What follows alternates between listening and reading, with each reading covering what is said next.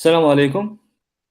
Mirë se vini në këtë transmetim të drejtë për drejtë në mediat sociale në këtë emision me temën Pa shpresë nuk ka jetë. Vëllezër dhe motra, miqtë të nderuar, para së gjitha ju përshëndes të gjithëve. Paqja, mëshira dhe bekimet e Zotit qofshin mbi ju. Sonte së bashku me ne do të jenë Fahrudin Hashani, hoxh nga Prishtina, mirë se na vjen. Mirë se u gjatëm. Sati Kavdiu, hoxh nga Mitrovica, mirë se na vjen. Mirë se u gjatëm edhe juve. Shpëtim Abdyli, hoxh nga Drenasi, mirë se na vjen. Përshëndetje për gjithë. Vëllezër dhe motra, sonte do të flasim për shpresën dhe ashtu siç edhe është titulluar edhe vetë tema, pra do të flasim për shpresën dhe jetën. Ashtu siç thoshte Cicero, nëse dikun ka jetë, aty ka shpresë. Kurse Thales thoshte, edhe kur gjithçka përfundon, prap ka shpresë. Do doja të filloja me ju, hoxh Fahrudin, se cilin njeri e ka një definim për shpresën. Po të pyetej Balzaku, do thoshte shpresa është gjysma e guximit. Sipas jush, çka është shpresa? Fillimisht i falenderoj juve dhe gjithë shikuesit që na përcjellin. Shpresa, Adnan, kisha me thonë që është ajo ndjenja e mbrëmshme që njeriu i jep forcë, i jep vullnet, i jep motiv për me arrit diçka, për me i tejkalu ato barikadat, pengesat, cilat i kanë rrugë për arritjen e atij qëllimit, e që realisht edhe ashtu që tha që nëse nuk ka shpresë, me të vërtetë edhe jeta nuk quhet jetë. Për këtë arsye e shohim që sikur mos ishte kanë shpresa, edhe nxënësi prej që fillon shkollën, nuk kish pas vullnet për me mësu, po ka një shpresë që diçka me arrit në tarmën.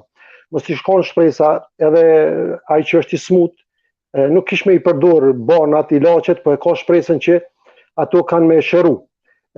Bujku i cili punon tokën, arën, mos me pas shpresë që ka me korr prej arës që mbjell, s'kish me mbjell, po e ka shpresën që ka me prej asaj mbjellës që e bën, ka me fitu. Nëse njeriu nuk ka shpresë për daljen nga ndonjë problem, nga një do të telashe që ballafaqohet një jetë, çfarë do që të është, qoftë ajo edhe nëse veç na lejohet ta përmendim edhe pse ndoshta është bisedu shumë gjatë këtyre ditëve çështja e këtij problemit koronavirusit, mos me pas shpresë që ka me përfundu një ditë, kjo me të vërtet njerëzit kishin me kanë një gjendje tronë me të vërtet shpirtërore, edhe pse nuk them që nuk janë të përjetuar një pjesë bukur e madhe rënd. Pra, do të thotë shpresa është ajo që të bën që me pas bindje që ka me përfundu ai problem me cilin është ka ballafaqohet. Edhe nuk e sheh që ka përfundu çdo sen me pengesën që i ka dhënë në rrugë për arritjen e qëllimit, me mendu që nuk ka zgjidhje edhe mu dorëzu njëri. Po jo, ka shpresë dhe vazhdimisht mundohet që me realizu qëllimin e tina, për shkak se na duhet me pas një gjë të qartë në çdo aspekt, në çdo gjë në jetë që dëshirojmë me arrit, e ajo është që njeriu duhet vazhdimisht me mundu me i tejkalu sfidat, problemet, telashe të cilat ballafaqohet në rrugë për arritjen e ndonjë qëllimi të suksesit, edhe nëse dështon nuk është problem. Nuk është problemi me dështu, problemi është nëse dëshpërohum. Kur dëshpërohum, atëherë do thotë është rreziku. Hoxh Shpëtim, duke tash më ndalë me parahoxhin me Fahrudin Efendiu, po të definoj shpresa, do të ketë parasysh edhe aspekti i insistimit.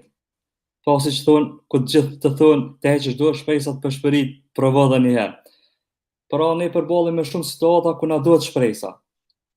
Pyetja ime do të ishte, kur më shumë të na duhet shpresa?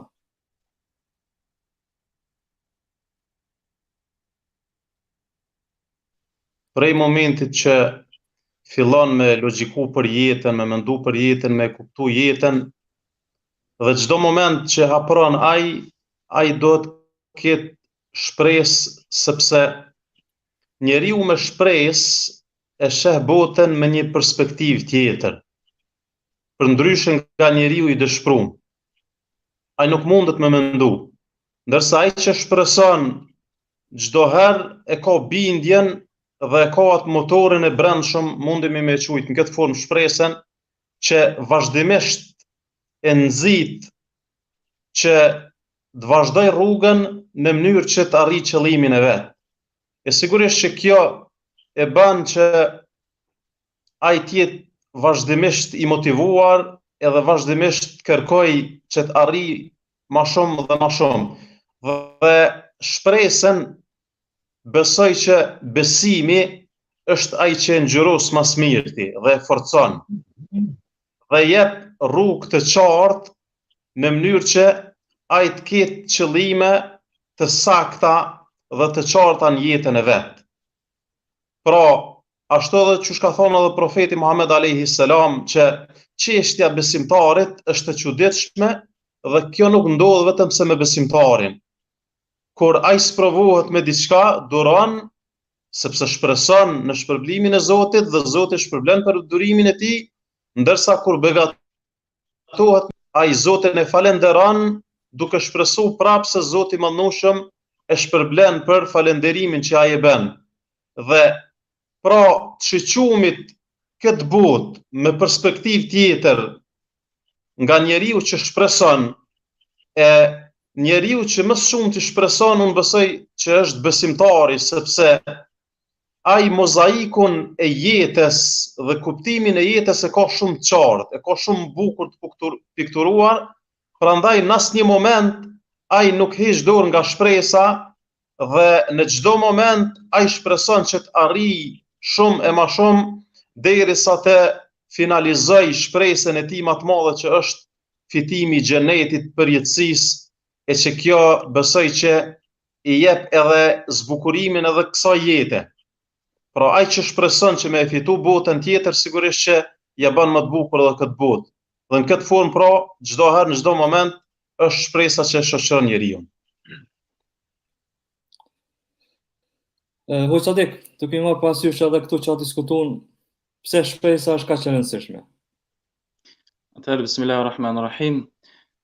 Patjetër, duke u nisë prej rolit të njeriut që e ka në këtë botë, ku Zoti i Madhreshëm njeriun e krijuar me një rol të veçantë dhe me disa vështirësi që mund të ballafaqohet njeriu në këtë jetë, patjetër se pa shpresë nuk do t'ja dilte dhe do të kishte probleme dhe të lashe.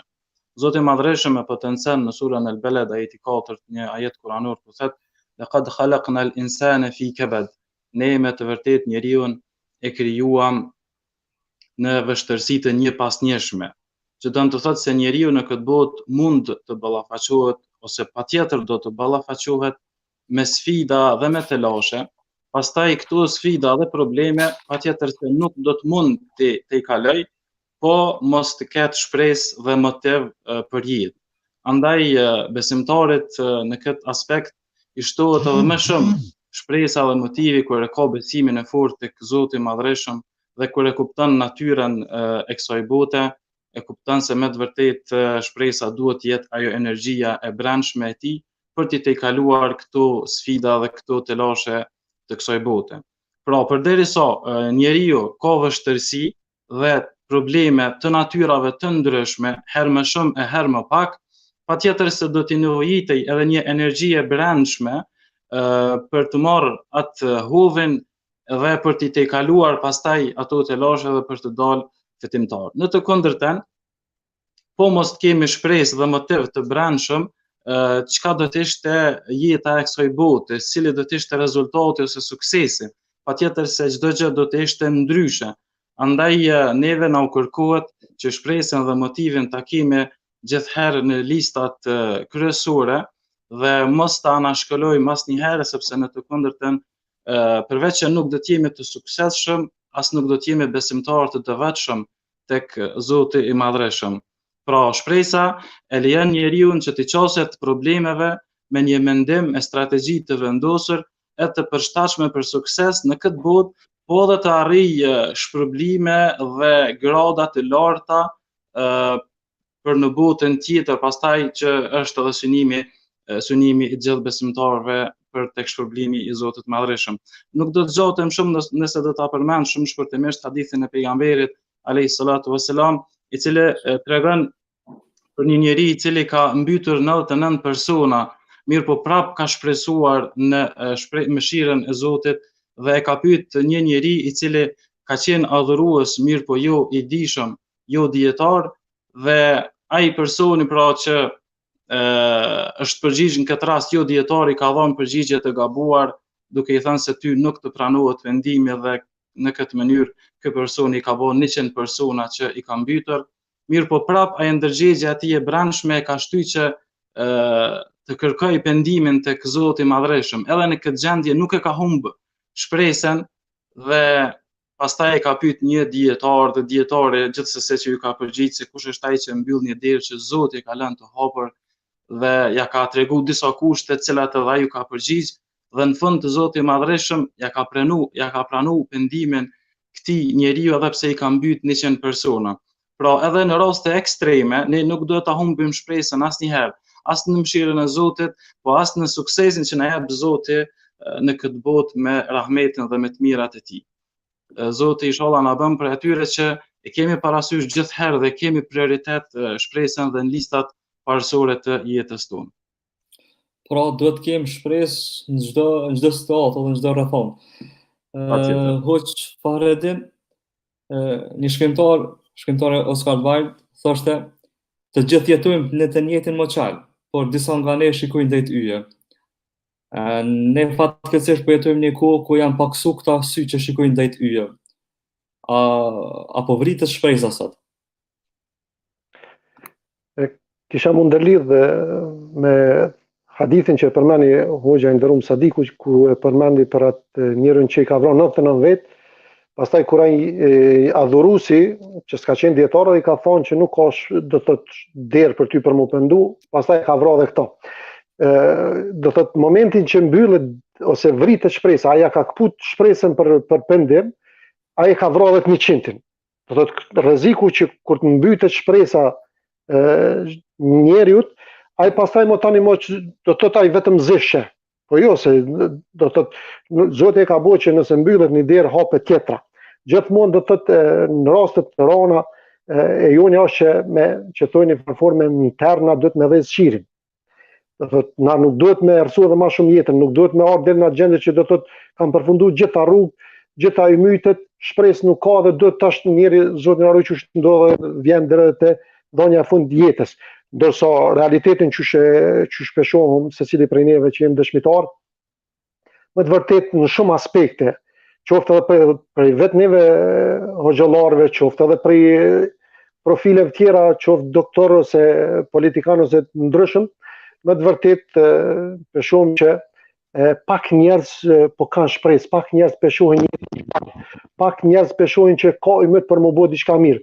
Për shkak se po shohin për dishmërinë e tyre po shohin pengesat ndryshme, pa drejtësi, korrupsion, mosdhënia e drejtës individëve që janë kualifikuar. E këtë këto gjëra që njerëzit bojnë që më u dëshpëru. Për këtë arsye që vjen deri te rreziku që njerëzit pastaj tani edhe me lëshu vendin, edhe njerëzit më u dëshpëru pe mësimit, pe studimit, gjitha ëndra që i kanë pas Milan ana se këtu nuk ka shpresë, këtu nuk del, nuk lind dielli që thotë.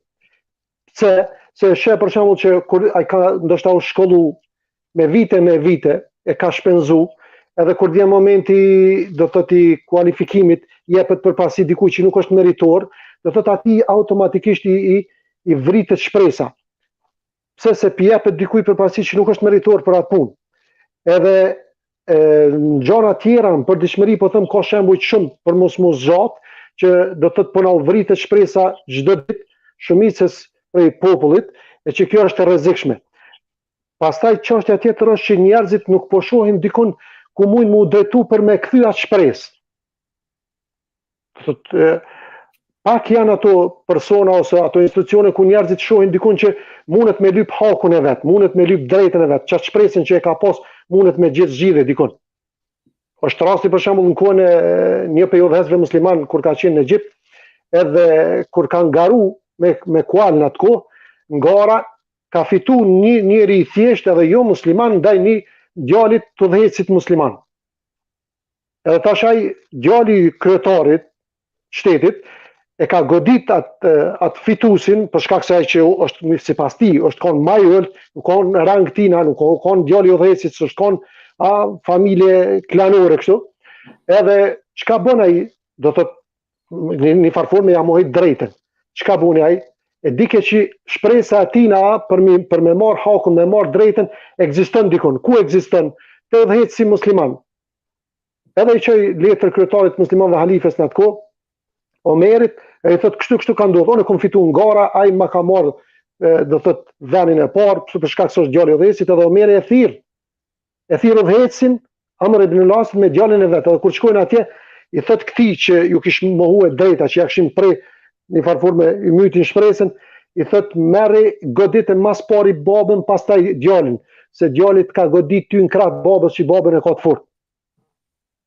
Thot ai kopti në Egjipt e ka di që ekziston dikon ku mundet mu anku. Ka vend ku shpresa ti mundet mu kthy prap. E sot fatkeqësisht për shumë vende që do thotë kjo nuk po ekziston, se shkon troket, do thotë në institucione se nderen për kace, po nuk gjon zgjidhje për atë problemin që e ka. Çështja tjetër, për shembull, kanë shpesh edhe ne si xhollar po dim ndoshta ose si ftues po dim me ran këtë pëlqim. E shohim për shembull ja u kputim shpresat njerëz të cilët bojnë gjunohe, kush jemi na për shembull ata që më ju tregu që jo, për ta nuk ka derdh pendimit, është mbyll, kanë bojë gjunohe, ka marr fund për ta. Tregohet një rast ku pejgamberi sa më ka njoftu për dy njerëz, njëri prej tyre ka qenë adhurues, ndërsa tjetri ka qenë gjunaqar.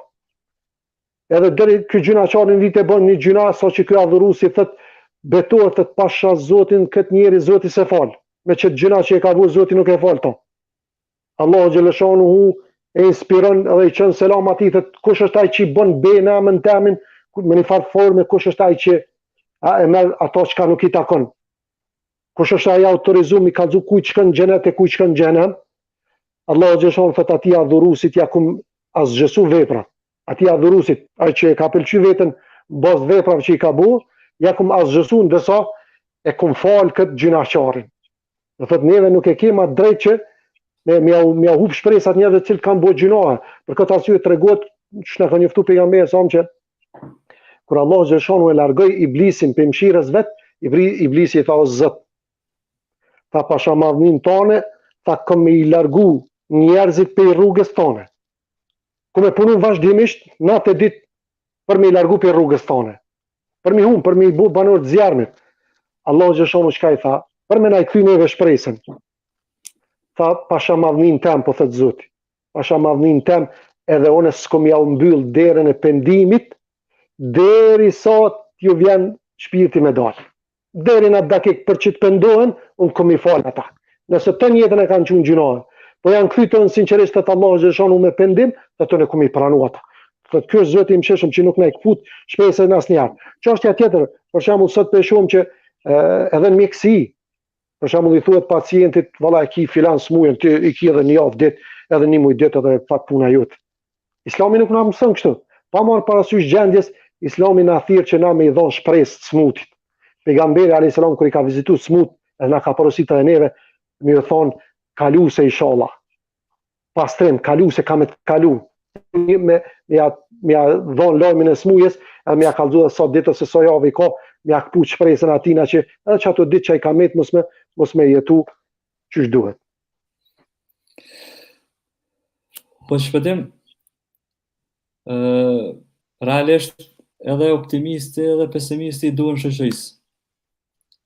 Sepse si shtojnë njëri zbulan aeroplanit tjetër parashutën.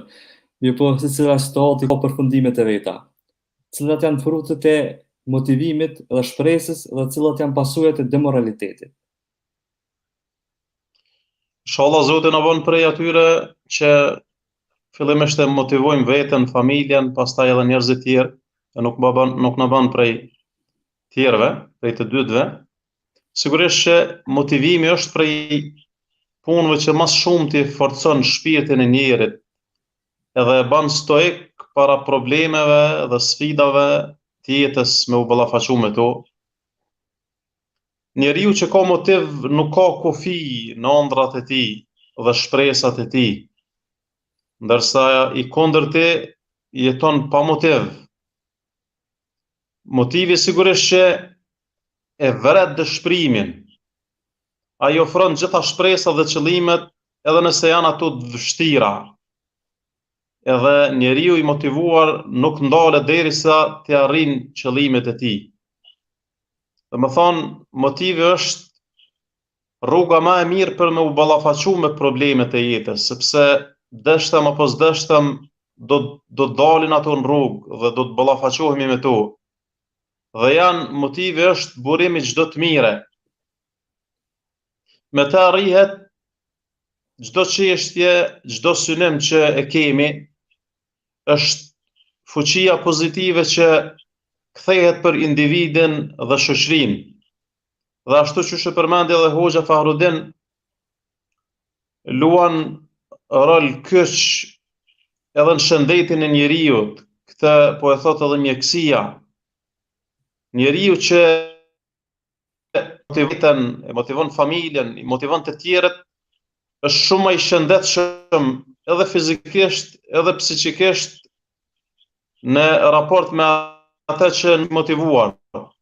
Sigurisht që dëshpërimi është rruga e parë që njeriu të sëmurët, edhe në aspektin mental mirë, po edhe në aspektin fizik. Për me ilustru, më kalon shumë përshtypje dy pacientëve cilët kishin parafërsisht të njëjtat probleme, megjithatë njëri ishte një djalë i ri që e kishte humbur çdo shpresë në jetën e vet për shkak të aksidentit që kishte psu, dhe ai u shoqërua në dhomë nga një plak i cili jetonte buzë dritares. Ky djalë i ri që kishte lëndu shpinën e tij, kurrizën e tij dhe nuk mund të lëvizte për një kohë të gjatë, plaku që ishte afër dritares çdo ditë për ta motivu këtë djalë të ri, i tregonte se çfarë ngjante me ata dritares, duke i thonë se janë do fëmijë që për çdo ditë shkojnë në shkollë, duke i tregu për njerëzit që lëvizin, duke i tregu për gjallërinë që është në jetë, dhe në këtë formë e mbante gjallë shpresën e këtij të riu dhe motivante dhe ja ktheu shpresën. Megjithatë, këtë të ri e goditi prap një dëshpërim kur dëgjoi se plaku që shoqëroi për disa javë me rresht në dhomën e tij ka vdek. Dhe ai kërkoi nga stafi mjekësor që ta vendosë afër dritares në mënyrë që ketë mundësi të shijoj ato gjëra të cilat plaku për shumë kohë i tregoi. Megjithatë ai u befasu kur u vendos afër dritares dhe pa që matan dritares ishte një muri i lartë i një ndërtese tjetër dhe nuk mund të shihte asgjë nga ato që plaku i tha e që ishin nga imagjinata e tij. Dhe ai i dëshpëruar i tha mjekëve se plaku e ka motivuar dhe i ka treguar për shumë gjëra të cilat ai realisht nuk i paska pa, mirë po paskan qenë burim motivi për këtë ri. Ndërsa çudia u shtu edhe më shumë kur ata i treguan se ky plak ka pas një qëllim që të motivoj ty dhe ta kthej shpresën e jetës, pasi që je i ri, sepse vërtet ai plaku jo që nuk ka pas mundësi të shoh ato gjëra që ti ka tregu, mirë po ai nuk ka pas mundësi të shoh fare për arsye se ka qenë i verbër. Megjithatë, ai ka pas një qëllim që ti kthej shpresën këtij djalit të ri në mënyrë që ai të vazhdoj jetën, dhe kështu edhe ne duhet të jemi, pra që t'i kthejmë shpresën të tjerëve dhe të mundohemi që t'i motivojmë ata për jetë, sepse motivimi i njerëzve është edhe prej metodologjive të profetëve, edhe metodologjive që thret edhe Kurani i Madhnueshëm, dhe në këtë formë sigurisht që Kurani është katalogu i njeriut dhe si tillë duhet ta mveshim dhe ta kemi petkun ton që të jetojmë me të dhe të mësojmë edhe të tjerët me të. Hoxha Sadek, ne shpesh përballemi me mungesë modeleve, ashtu edhe siç tha dhe Hoxha Fahrudini, të cilat duhet të ndjekim, jo pse ato modele dhe shembuj mungojnë, po për shkak se na nuk i përditësojmë ato. Ne jemi njerëz dhe mundi me rënë dëshpërim, ashtu që thotë edhe Edmund Burke, asnjëherë mos bini në dëshpërim, po nëse bini, vazhdoni punoni. Pra kisha dash me ditë si është reflektu shpresa tek ata të cilat realisht ne duhet t'i marrim si shembull, po tek profetët ose tek gjeneratat e ata. Po patjetër ashtu qysh edhe u potencu disa herë që njeriu në këtë botë patjetër që mund të bjerë edhe në pesimizëm dhe ta humb shpresën, dhe patjetër se ne shembull më të mirë i kemi profetët e Zotit. Unë do t'i përmend shumë shkurtimisht dy raste. Do t'a përmend fillimisht rastin e Musait alayhis salam, kur ai linde në një vit ku ishte planifikuar nga faraoni në atë kohë që çdo fëmijë mashkull që lind prej fisit të Musait alayhis salam të mbytej. Dhe Zoti i Madhreshëm deshte që pikërisht në këtë vit të lind Musai alayhis salam. Pastaj pasi që lind Musa alayhis salam, Zoti i Madhreshëm e tregon në një ajet kuranor se si e inspiron nënën e tij. Me një ajet kuranor që është në surën Al-Qasas, ajeti 7, Zoti i Madhreshëm e përmend 2 urdhresa, 2 ndalesa dhe 2 përgëzime. Fillimisht 2 urdhresa i thot dhe i obligon nënën e Musait alayhis salam që ta ushqej Musain alayhis salam. Urdhresën e dytë i thot që ta hedh atë në lum. Ndalesën e parë i thot që mos të friksohet, dhe ndalesën e dytë i inspiron nënën e Musait alayhis salam që mos të pikëllohet. Ndërsa 2 përgëzimet që vinë se ne do ta kthejmë atë ty dhe do ta bëjmë atë prej pejgamberëve. E kem parasysh situata ka qenë nuk di çysh mundet me konë ma pa shpresë. Nana e Musait alayhis salam veç siç thojmë ne nuk mendoj mëse e ka djalin kur e ushqej atë dhe e hudhi në lëm. Kur e hudhi në lëm, mirë po ishte bindur se Zoti prap do t'ja kthej atë qysh edhe Zoti i premtoi. E dim në rastin gjithë për mos me u ndal shumë në tregim, se si pastaj rrjedh tregime dhe pas një kohë shumë të shkurt Zoti i Madhreshëm ja kthen nënës së Musait alayhis salam, Musain alayhis salam për ta ushqyer. Dhe ma vonë e dim edhe premtimin tjetër që Musa alayhis salam bëhet edhe pejgamber. Po më intereson një fakt, inspirimi që Zoti ja jep nënës së Musait alayhis salam në atë që ti krye punën tonë, ushqej fëmijën, pra urdhri i parë ushqej fëmijën, edhe na si njerëz kur na ka pajet që na ka humb shpresa, mos të mbesim duke fol, duke u anku, ta kryjmë në punën tonë. Dhe pastaj vjen ajo që mos të friksohemi dhe mos të dëshpërohemi, sepse patjetër se suksesi dhe mira e Zotit do të vjen. Ky është rasti i parë. Rasti i dytë që dua ta përmend është rasti me Muhamedit alayhis salam, kur ishte duke bërë emigrimin bashkë me Abu Bekrin, dhe ai tregimi që është mjaft interesant në shpellën Thawr, ku Muhamedi alayhis salam bashkë me Abu Bekrin ishin të përndjekur nga mushrikët e Mekës, dhe kur afrohen mushrikët e Mekës mund derë të shpellës. Dhe keni parasysh tash gjendjen emocionale të Abu Bekrit radiallahu anhu. Mirë po pikërisht sa më shumë që të vështirësohen rrethonat, aq më shumë shpresa duhet me qenë e madhe. Aq më shumë motivi duhet me qenë e madhe lidhja jonë me Allahun e Madhreshëm. Keni parasysh tash në këtë gjendje Abu Bekri nuk është që po friksohet për veten e tij. Mirë po patjetër që mendja dhe vëmendja e tij ishin pikërisht te Muhamedi alayhis salam. Dhe i tha Muhamedit alayhis salam: o i dërguari i Allahut, ata po të shikojnë pak me ma vëmendje, po të përkulen pak, neve do të na shohin. Çka i tha Muhamedi alayhis salam? I tha ma dhannuka bithnayni Allahu thalithuhuma. Çka mendon ti për 2 persona kur i treti i tyre është Zoti? Subhanallah. Pra në këtë gjendje kur e ka plën gjendja e vështirësisë, kur ka plohet, domethënë me pesimizëm të jashtëzakonshëm, atëherë na duhet motivi dhe shpresa më shumte, lidhshmëria jonë me Allahun e Madhreshëm, posaçërisht ne si besimtarë. Muhamedi alayhis salam tha: çka mendon ti për 2 persona kur i treti i tyre është Zoti? Pra, mos e humb shpresën, mos u demoralizo, ta kish besimin e fortë në Zotin e Madhreshëm dhe motivin. Në këtë mënyrë patjetër se do të jesh besimtar i mirë dhe do të jesh triumfues. Ne kemi edhe shumë raste tjera të mbushura me tregime qoftë prej pejgamberëve, qoftë prej njerëzve të parë, cilët ato tregime dhe ato ndodhime të vërtet janë të dobishme, po të rikthejmë ato në jetët tona të përditshme dhe të shërbejmë me to në mënyrë që të kalojmë ma lehtë dhe ma suksesshëm sfidat e jetës. Pra, diçka mund të më potencu që si pike përbashkët të gjithë këtyre njerëzve, domethënë ka qenë shpresa dhe motivimi, domethënë as në mënyrë dëshpërimi. Patjetër. Hoq Fahrettin, ndoshta njeriu ti duhet mësoj të mendoj pozitivisht. Kjo arrihet ndoshta duke i largu këtu fjalët edhe mendimet negative nga diskursi juaj. Kjo qasje na ndihmon gjithashtu në rrimin e aftësive të parë, ndoshta pak aspektet pozitive për të cilës ngjarje.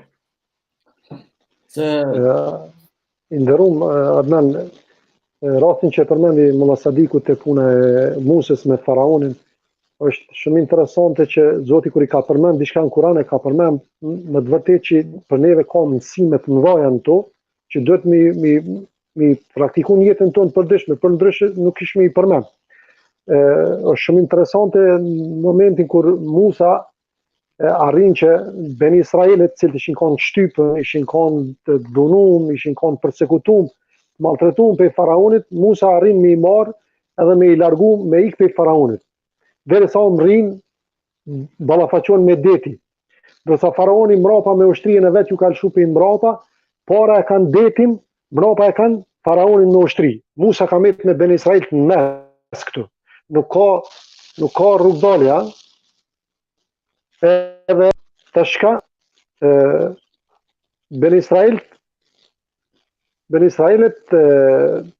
kur e shohin detin për para edhe thënë që u shkatrum, se e shohin detin për para, mrapa e shohin faraonin me ushtri, s'kan ka me shku deti për para, ka me ik, edhe thënë u shkatrum. Ato që ti e the me po pozitivisht, me po me shpres, mos me mendu që ju mbëllën dyrë tash, ka do një problem, nuk ka rrugdari për kësana. Qka thanë Ben Israel, thanë u shkatrum, e pa puna jonë. Dërso dalimi që ka tha Musa a.s. tha, kur për Zotin? Kur tha? Për dërso jam me Zotin, tha, a i bon qare, a i bon zgjidhje. Edhe më të vërtet ashtu ndodhi mrekullia që Musa a.s. me urdhnin e Zotit, i mshoj detit edhe u qelë në rrugë. Mrekullia që është e njoftshme për neve, mirë po do të thotë edhe në këtë gjendje, kur s'ka pas rrugë kërka, Musa nuk e ka humb shpresën. Nuk e ka humb mytin që ka rrugë dale dika. Besimtari gjithmonë është pozitiv. E shohim është shumë interesante edhe te hadithi ku na ka njoftu pejgamberi alayhis salam, tha erdhi njëri te pejgamberi, tha o i dërguar i Allahut, tha çka ndodh nëse e bëj një gjuna? Tha shkruhet, po nëse pendohem tha të fshihet. Po nëse prap tha e bëj, tha prap shkruhet. Po nëse prap tha pendohem, prap të fshihet. Tha nëse prap e bëj, po vazhdon kështu po i bën pyetje, pejgamberi tha prap shkruhet. Tha deri kur e dërguar i Allahut tha kështu, unë e bëj, më shkruhet, kërkoj falje më fshihet. Deri kur kështu? Po thot pejgamberi sa më çfarë thonë pejgamberi sa po thot Allahu nuk e hub shpresën për juve, derisa ju të hupni shpresën, derisa ti thosh ja, unë mos smuj me lan kët punë, smuj më largu pe kësaj, smuj me arrit këto, smuj me bukë. Kur dorëzohesh ti, atëra Allahu xhaleshonu nuk jep shpresë më. Po në momentin që ti provon, në momentin që ti ki forcë mbrëmshme për me vazhdu përpara, Zotin e ki me veti. Asnjëherë Allahu xhaleshonu nuk lën që mos me arrit sukses. Mirë po ti kur dorëzohesh, atëra është problemi te ti, jo te dikush tjetër. Për këtë e shohim që pejgamberi alayhis salam ka thonë edhe nëse dikush për juve sheh që është të bëu kiamet. Çka është? Të sheh që u bëu kiamet. S'ka më. Nuk ka pështim më kërkun, nuk ka pështim as më izolu, nuk ka pështim as me deponu, nuk ka kur far rrugë dani më. Kiameti është. E po thot pejgamberi sa ti e kini fidan dorë, që ne ke dish me ndjell, thot kiameti po bëhet thot mbelle. Po kërkosh më nuk përfiton prej tina. Po bëhet kiameti po shkatrohet. Mbellën e topët të pejgamberi sa që krejt nuk mbyllshin dyrt, shpresa nuk bën me hub. Se po thot Allah në Kur'an, në surën Yusuf të përshkruan kush e humb shpresën. Jakubi çfarë po thot? Baba Jusufit po thot shpresën për rahmetit të Zotit e hupin veç pa besimtar. Ndërsa ne si musliman nuk na ka hije që mu dëshru pa marrë parasysh gjendjet që ekziston, na duhet me pas pozitivitet, duhet me pas vullnet, duhet me pas shpresë për të ardhmen. Pra kjo do të me thonë dyqysh edhe mënyra e jetesës tonë, mënyra të mendimit tonë, domethënë me mendu pozitivisht, me pa ndoshta më të mirën të mundshme për çdo situatë. Ndoshta kjo vetë shpresa ka të bëjë me atë qenën tonë të brendshme, ndoshta atë hynorën tonë. Edhe është e lidhur na nuk bën kurrë mu demoralizuna, na s'bën mu demoralizu asnjëherë. Nëse na demoralizojmë atër këtë bota mu shumë më na mu problem. Pra kjo ka të bëjë pak edhe me lidhjen tonë me Zotin, domethënë aq shumë sa të zvoglohet kjo relacion, lidhja jonë me Zotin, aq edhe mund të shpresa mund të humbë. Vërtet. Po çfarë?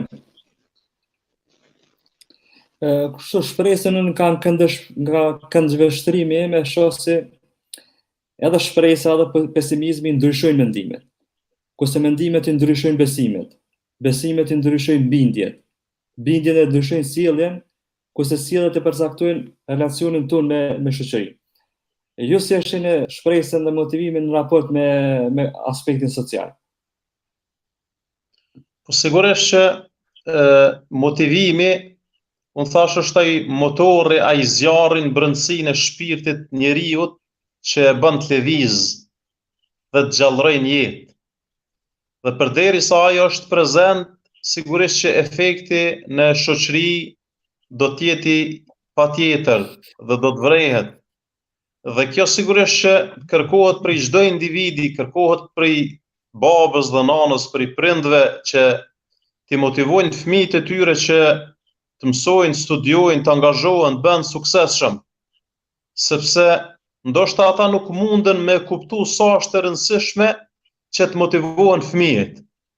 E kundërta shpesh herë ndodh që shumë nga prindrit me ose pa dashje i demotivojnë fëmijët e tyre, duke i thonë se ti s'ki me arrit në jetë asgjë, ti je i dështum, ti nuk din, dhe fjalë cilat janë të ulta dhe e zbresin dhe dëmtojnë motivin e atij fëmiu që ka margaritar në shpirtin e tij dhe në ëndrat e tij.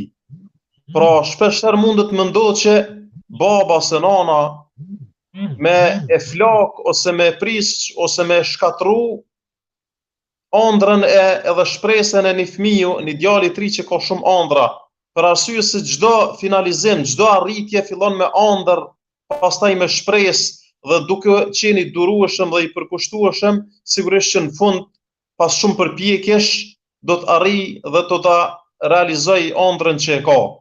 Në të kundërtën, kur vazhdimisht prindi e demotivon fëmijën e vet, sigurisht që ajo do të përfundojë me heqje dorë nga ëndra dhe shpresat që ka ai djalë i ri ose ai fëmijë, pastaj në fund krejt prindi e kritikon fëmijën e vet që atë kam thonë që ti s'mundesh.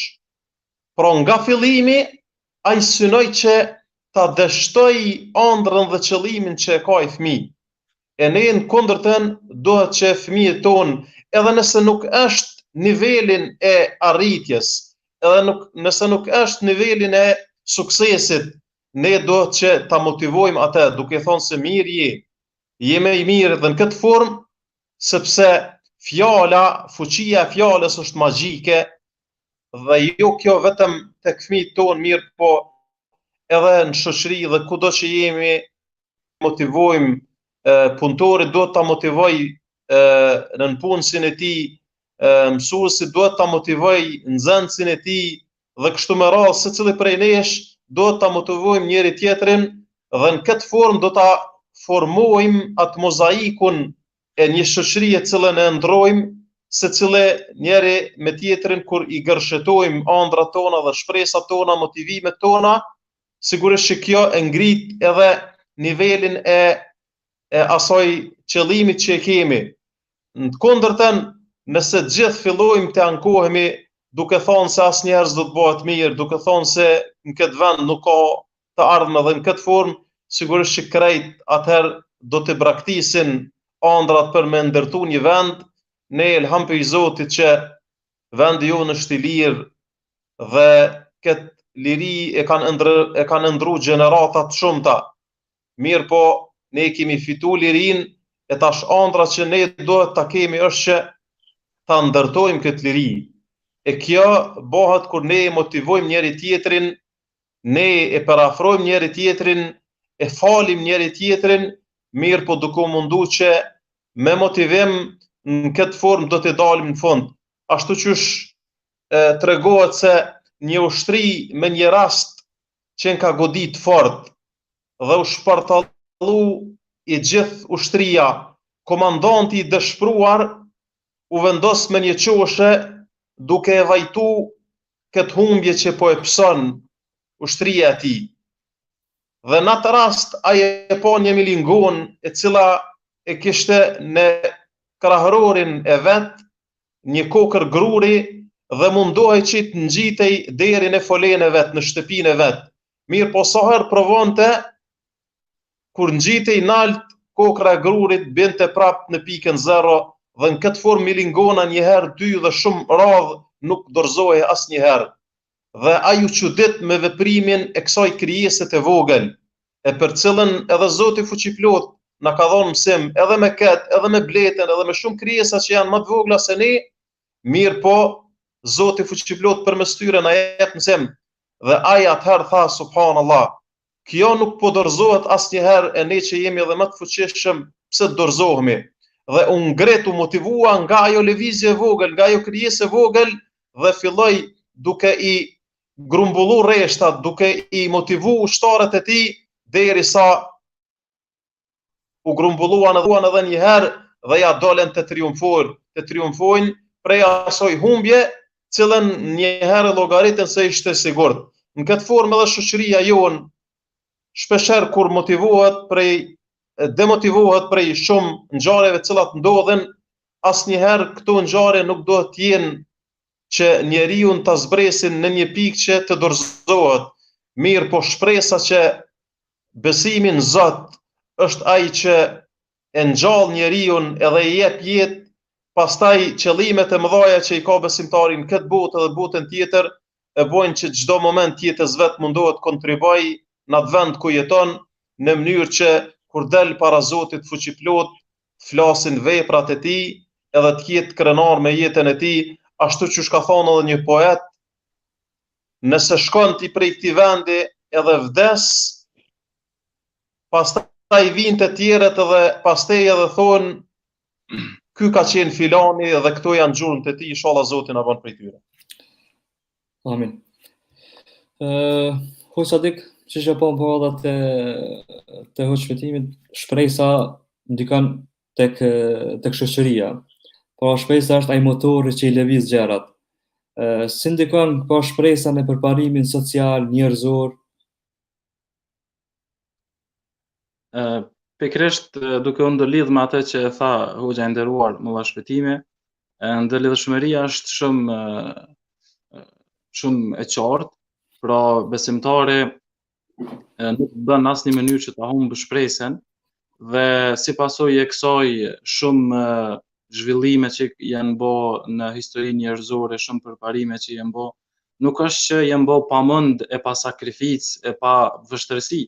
Mirë po ne sot i kemi, domethënë gjendjen ashtu si e kemi shumë të mira, të ndryshme, shumë zbulime shkencore që janë bë, shumë të arritura që njerëzimi ka arrit t'i ketë dhe ne sot i shfrytëzojmë. Të ndalemi pak edhe kështu të mendojmë se edhe ata njerëz kanë pas vështirësi, edhe ata njerëz janë ballafaquar me telashe dhe me sfida dhe me probleme, mirë po kanë pas shpresë dhe ja kanë arrit. Ashtu që thuhet Dembele gjen arsye, ndërsa i zellshme gjen metoda. Pra dallimi është shumë i madh. Shumë njerëz shpesh herë domethënë përmendin arsye, përmendin jo nuk mundem kështu, nuk mundem ashtu, ndërsa nuk ndalet me analizu dhe me shiku mundësitë cilat janë për me arrit deri tek finalizimi i suksesshëm.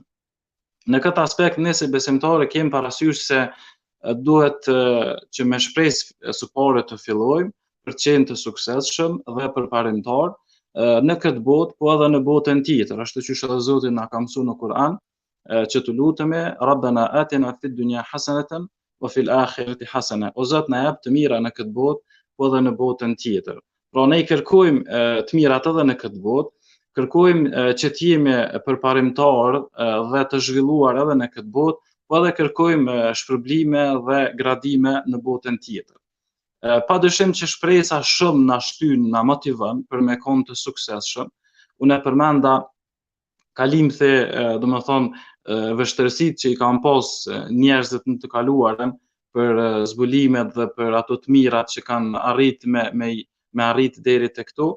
Do të ndërlidhesha pak me atë tregimin që e tha Hoxha i nderuar Mulla Shpëtimi, mësimin që ka arrit ta marrë një komandant ushtrie, një njeri që me siguri ka pas mendime se a thu kush jam në veten e tij, mirë ka marrë një mësim shumë të madh prej një milingonje, domethënë që shpesh herë edhe ne edhe nuk e shohem, domethënë e anashkalojmë aq shumë, e ka marrë një mësim shumë të madh për fitoret që i ka pas më pastaj po edhe për jetën. Po këto mësime po i marrim edhe na që po ndëgjojmë në këto momente. Edhe na mundem me marrë mësim edhe qoftë edhe prej një milingoni, domethënë se vështirësi ka, se sfida ka, mirë po nëse ekziston shpresa, patjetër se nuk do të mungoj suksesi. Çka e pengon një student që ta ketë motivin që të jetë studenti më i mirë në fakultet? Çka e pengon një nxënës që ta ketë motivin dhe shpresën që të jetë nxënësi më i mirë, ose punëtori më i mirë, ose ai tjetri? Nuk e pengon asgjë, përveç mungesa e shpresës. Nëse ka shpresë në veten e tij, ka motiv, ka plan, strategji, mund t'i arrijë këtë. Secili mund t'i arrijë, vetëm nëse ekziston shpresa qysh në fillim. Andaj, padyshim që shpresa gjithmonë duhet të jetë një hartë e rrugës, një siharet që neve duhet me na ndriçu rrugën tonë të jetës për të arritur suksese dhe për të qenë edhe na një tull në kalon e madhe njerëzore për të bërë diçka për botën që Zoti i Madhreshëm na ka krijuar në të, Zoti na bëj prej tyre. Pra kemi shembuj në çdo vend për të qenë njerëz me plot shpresë, pasi që jemi edhe në pjesën e fundit, kisha pas dëshirë ta marr ka një mesazh nga secili nga ju për të qenë ata që po na ndjekin. Po çfarë din? Kisha pas dëshirë që në dëgjues me mos më na keq kuptu, se ndoshta gjatë gjithë kohës çka folëm unë më mendoj që vetëm shpresë duhet me pas. Jo, na nuk e kemi qëllimin që veç shpresë ndërsa mos me pas edhe angazhim punë.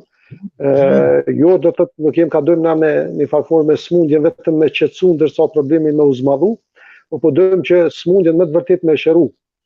Për këta e shohim që Allah xhaleshanu na ka thirrur në Kur'an, kur thot kush shpreson takimin me Zotin, nuk ka thonë vetëm le të besoj, nuk ka thonë kush shpreson takimin me Zotin, le të bën vepra të mira, pra le të aktivizohet, le të punon.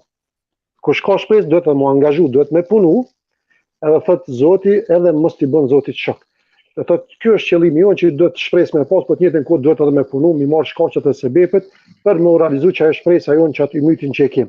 Edhe kisha thonë për fund që ndoshta pa gjitha bën pa pare, bën pa gjona tjera mirë, po pa shpresë edhe besim Zotin pa këtu nuk bën se nuk jeton. Hoxh Shpëtim, një mesazh të shkurt? Më kalon shumë përshtypje një tregim një njeri pas ka mbet në mes të detit me një rast kur anija u shkatru dhe ai i mbeti vetëm, e ndërtoi një kasoll, e ndezi një zjarr, u mundu që të mbijetoj dhe nga lodhja zuri gjumi kur u zgjua e pa se zjarri kishte djegë edhe kasollën e tij. Dhe i dëshpërum tha o Zot, i ngriti zërin lart, tha edhe këtë kasoll që e pata ma djegë. Dhe nuk vonoi shumë, edhe një anije dhe tha se kemi pa tymin nga djegja kësaj kasolle dhe erdhëm që të shpëtohemi, ditëm që në këtë vend është një njeri. Shpeshherë njeriu mundet me u ballafaqu me probleme, sfida të cilat munden me çu deri në atë pikë ku thotë se o Zot, pse po ndodhin këto gjëra të cilat po ndodhin. Megjithatë, njeriu çdo herë edhe kur sfidohet me sfida shumë të rënda, duhet me gjetë motiv që të vazhdoj tutje, sepse Zoti në Kur'anin famlar ka thonë inna ma'al usri yusra, vërtet çdo herë me vështirësi vjen lehtësimi. Pra çdo herë kur njeriu ka vështirësi, lehtësimin e ka 2 herë më të fortë, prandaj njeriu duhet me pas shpresën te Zoti, edhe të motivoj veten dhe të tjerët në mënyrë që të synoj sa më lart në këtë botë dhe synoj xhenetin e përjetësisë në botën tjetër. Po Sadik? Do të mundohena që t'jemi shkurt, së pare shpresë për veten tonë, dua të them një mendje e shëndosh dhe e fortë gjithmonë shpresen dhe ka arsye që shpresen.